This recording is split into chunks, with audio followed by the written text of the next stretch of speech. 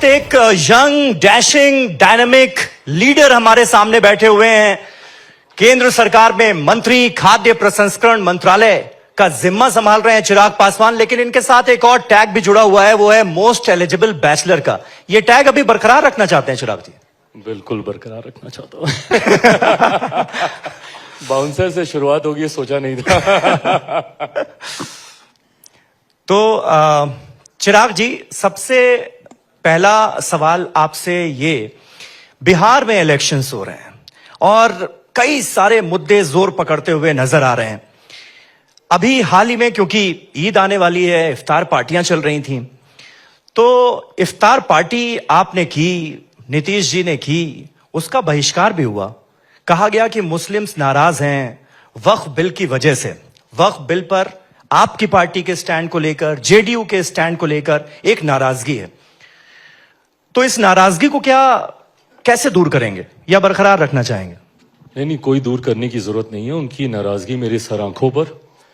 आदरणीय मदनी साहब का मैं बहुत सम्मान करता हूं। उनके मेरे परिवार के बहुत पुराने रिश्ते रहे हैं। उनकी नाराजगी मेरी सर आंखों पर, बट थोड़ी सी नाराजगी मुझे भी है। मुझे नाराजगी इस बात की कि आप मेरे सेक्युलरिज्म पे तो सवाल उठाते हैं, आप मुझसे प्रश्न पूछते हैं जिसके पिता ने अपनी पार्टी को सन 2005 में समाप्त कर दिया, मुस्लिम मुख्यमंत्री बने इस बात को कहते हुए। आप नाराजगी मुझसे रख रहे हैं, बट आप उनका संरक्षण कर रहे हैं, उनके साथ हैं जिन्होंने निरंतरता में मुसलमानों को सिर्फ वोट बैंक समझा। भाई 2006 में सच्चर कमेटी की रिपोर्ट आई थी। सच्चर कमेटी की रिपोर्ट ने आंकड़ों के साथ बताया था कि देश में मुसलमानों के हालात कितने बदतर हैं। 2006 से पहले किसकी सरकार थी? लंबे समय तक केंद्र में देखें कांग्रेस या कांग्रेस समर्थित सरकार, बीच के थोड़े समय के लिए अगर अटल जी की सरकार छोड़ दें, बिहार का अगर आप जिक्र करें तो निरंतरता में 90 का दशक और 2005 तक लालू जी की सरकार। इनके रहते हुए मुसलमानों के ये हालात, तो आपको नाराजगी उनसे नहीं, बट आपको नाराजगी मुझसे है, सर आंखों पर, कोई दिक्कत नहीं। लेकिन आपको नहीं लगता आज के हालात को देखते हुए, आपका स्ट्राइक रेट वैसे 100 on 100 है, एनालिसिस के लिहाज से भी, पल्स आपके पिता भी जानते थे, आप उस लेगेसी को फॉलो भी कर रहे हैं, मौसम वैज्ञानिक का सुपुत्र। बिल्कुल। इसीलिए मैंने कहा, क्या आज के इस हालात में कहीं ना कहीं आपको नहीं लगता यही नाराजगी कहीं गठबंधन को नुकसान ना पहुंचा दे?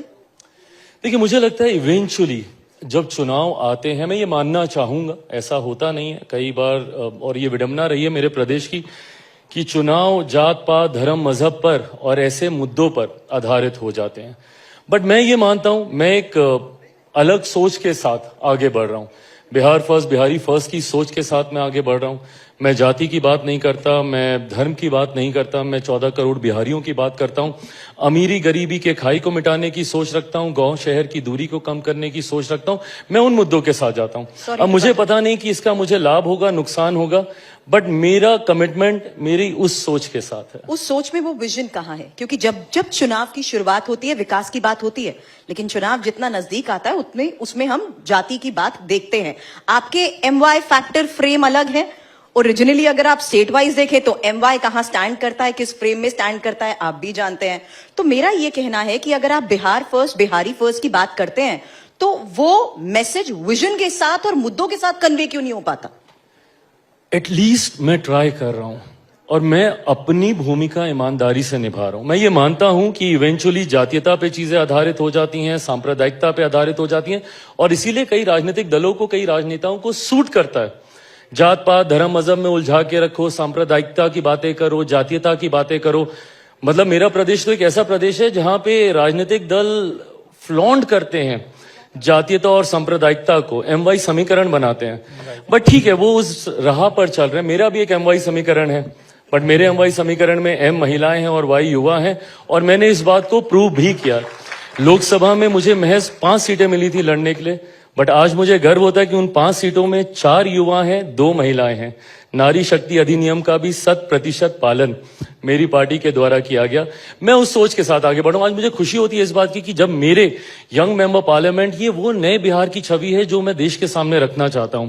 Young, educated, articulate, well spoken, well learned, ये लोग जब बिहार की बात करते हैं तो एक नए बिहार की छवि। धीरे ही सही, बट मुझे लगता है कि शायद आज नहीं तो कल वो बदलाव आएगा, बट किसी को तो कंसिस्टेंट रहना होगा, मैं रहूंगा। लेकिन आप बीजेपी के बिहार में तो एक बहुत मजबूत पार्टनर हैं। बीजेपी खुलकर हिंदुत्व की राजनीति करती है, आप सेकुलर राजनीति को आगे बढ़ा रहे हैं, आपकी पार्टी सेकुलर है, ये आप खुद भी कहते रहे। 17% वोट बैंक है मुसलमानों का, और यह कहा जा रहा है कि वक्फ बिल की वजह से जो आपकी पार्टी ने स्टैंड लिया है उससे उनकी नाराजगी है, आपसे भी, जेडीयू से भी, क्योंकि उम्मीदें आप लोगों से थीं कि आप लोग ऐसा नहीं होने देंगे। तो वक्फ बिल को लेकर अभी आपकी पार्टी का स्टैंड क्या है? संसद में आप बीजेपी का साथ देंगे? भाई देखिए, किसी विषय पे पूरा समाज या पूरा संप्रदाय नाराज हो जाए, ऐसा नहीं होता है। कई लोग ऐसे हैं मुसलमान समाज के ही जो संशोधन हुए हैं उसका समर्थन कर रहे हैं।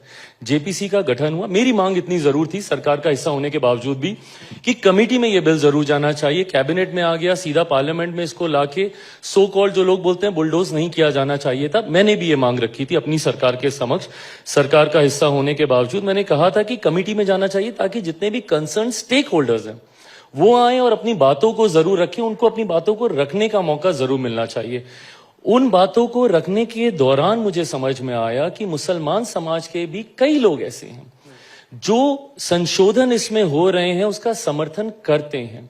और ये होता है, हम लोगों ने 3 तलाक में भी हम लोगों ने देखा कि एक परसेप्शन बनाने का प्रयास किया जा रहा था कि पूरा मुसलमान समाज नाराज है, ये है, वो है, आक्रोश है, बट एक बड़ा वर्ग उन्हीं में से उसका समर्थन भी करता था।